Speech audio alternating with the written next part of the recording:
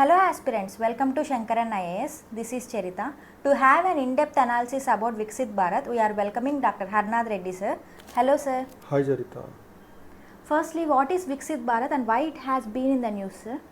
See, Vikasit Bharat has been in the news continuously for a variety of reasons.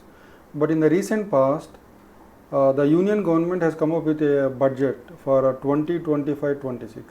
In that budget, the government has come up with a roadmap for Vikasit Bharat to be achieved by 2047. See, the idea of Vikasit Bharat is nothing but making India as a developed nation by 2047. So this is a goal which the present government has come up with and has put for itself to be achieved by 2047. So that's all about the idea of Vikasit Bharat. Does it have any link with demographic dividend? See, one more word which has been there in the policy domain is a demographic dividend. So demographic dividend is again a very key term which has found a mention in most of the policy documents of both the union government and the several state governments. See, the idea of demographic dividend, it is all about the economic growth potential resulting in a country because of an increase in the working age population is called demographic dividend. United Nations Population Fund has defined demographic dividend as the economic growth potential resulting from an increase in the working age population. So according to one estimate, in India, between 2020 and 30 every year, we are going to witness an addition of 9.7 million to the labor force, which means every year 97 lakh people will be joining the labor force between 2020 and 2030. Between 2030 and 2040, India is going to witness an addition of 42 lakh to the labor force. So this is a huge challenge. We need to find jobs to 97 lakh people every year between 2020 and 30, 42 lakh people every year between 2030 40. So which means unless we create jobs on such a large scale, employing the people who are joining the labor force, we can't achieve the idea of Vikasit Bharat by 2047. So there is an intimate relationship between the idea of Vikasit Bharat and also the idea of demographic dividend. So by effectively utilizing and reaping the demographic dividend, we can achieve the goal of Vikasit Bharat. So one without the other has no meaning. How important is health, education, skill development for developing Vikasit Bharat sir?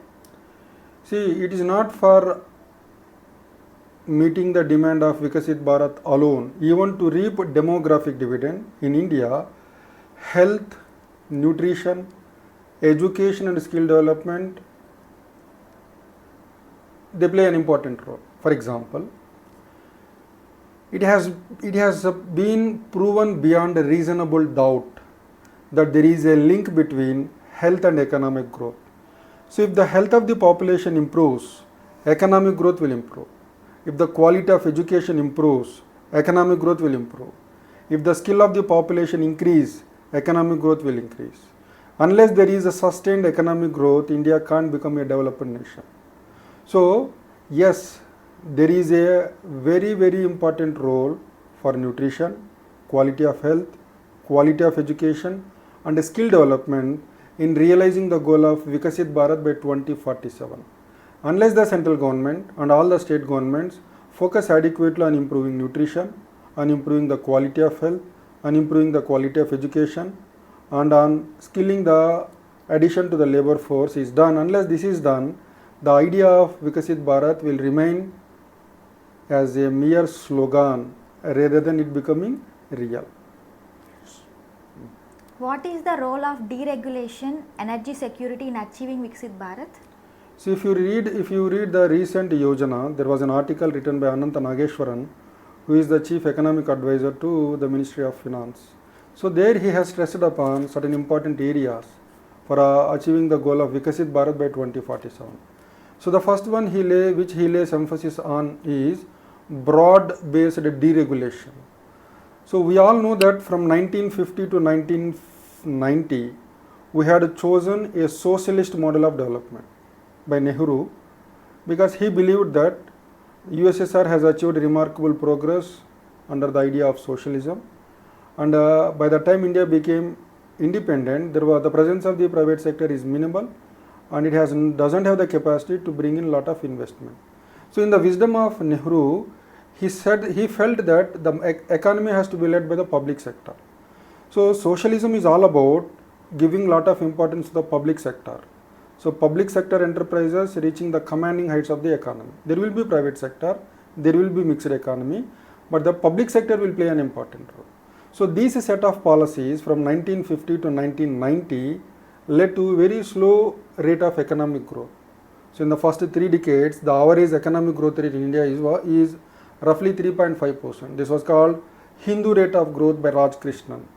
So in the decades of 1980 and 1990, the license permit quota Raj under the model of socialist development, it has led to financial crisis by 1990. By 1990, we have entered a situation wherein the public sector enterprises are not able to generate adequate returns. They are eating away the vital resources of the state and they have become white elephants. So this forced us to open up the economy by going in for liberalization, privatization and globalization. So this is the context for deregulation for the first time in 1990. So in 1990, when the government took up deregulation, that is dismantling the license permit quota Raj and then opening up the economy through liberalization, privatization and globalization, from then onwards, from 1990 onwards, the economic growth has picked up in India. So there was very high economic growth rate since 1990, and according to the National Multi-Dimensional Poverty Index prepared by Niti Aayog, in the last 2-3 decades, we have lifted more than 40 crore people out of poverty. So deregulation has played a very important role in making the economy more competitive and making the Indian goods and services competitive in the international market. So recently Anant Nageshwaran, the chief economic advisor, also says if you want to sustain higher economic growth rate in this country, we need broad-based deregulation. Deregulation means liberalizing every sector. So if the controls of the government on every sector will come down, the sectors become more efficient. The cost of goods and services which are produced will become more cheap. So then our goods and services in the international market become cheap. So there will be greater demand for goods and services. So this will increase the exports from India, that leads to more economic growth, more job creation. So deregulation definitely has an important role to play in sustaining higher economic growth and also realizing the goal of Vikasit Bharath. And along with deregulation, what is the second one which you told about? Energy security. So remember, in any country, even in a country like India, which is a developing nation, if the energy is available at a very low cost, that will again fuel economic growth. If the cost of the energy is high, that will affect economic growth. It will bring down economic growth. So we need to make sure that in the long run, the prices of different forms of energy in India will remain low so that it can propel economic growth, it can foster economic growth, it can stimulate economic growth in the long run. So broad-based deregulation and energy security will definitely create a huge impact on realizing the goal of Vikasit Bharat by 2047. Then what is the role of innovation and R&D in Vikasit Bharat? See, again, in all the developed countries like United States of America, the Western European countries, and then Japan, including China, it is innovation and a greater focus on research and development, which again is coupled with economic growth. So innovation will again cut down the cost of manufacturing goods and services, and a greater investment in research and development will bring in new technologies which can further aid economic growth. So innovation and research and development, again, they play a huge role in realizing the goal of Vikasit Bharat. But unfortunately in India, the expenditure which is made on research and development, it is less than 0.6% of GDP. So this is very low level of spending on research and development.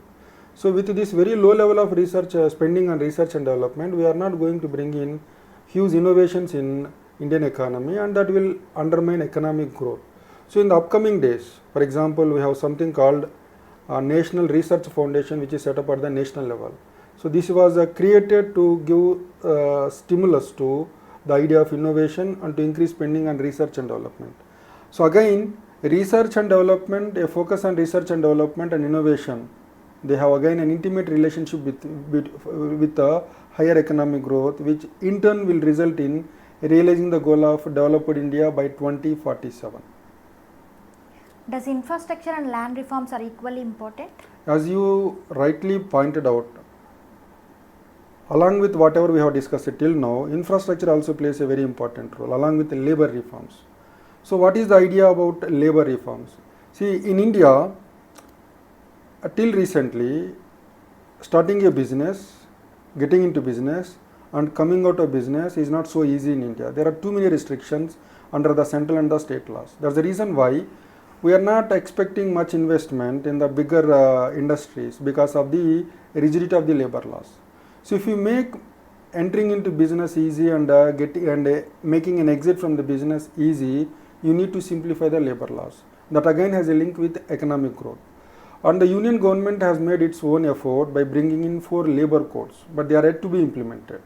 So if these 4 labor codes are implemented at the union level and by all the state governments, then it all results in easing of labor laws. Easing of labor laws will attract more investment. More investment will result in more economic growth, more job creation, and this will further stimulate in realizing the idea of Vikasit Bharath. So yes, the idea of implementing labor reforms will play an important role in realizing the idea of Vikasit Bharat. Then coming to infrastructure.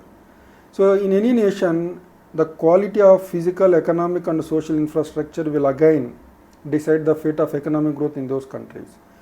If there is a good infrastructure in place, it will again reduce the cost of transporting goods and services within the national market, within the domestic market and even into the international market. So the quality of infrastructure and improving the logistics will reduce the cost of goods and services.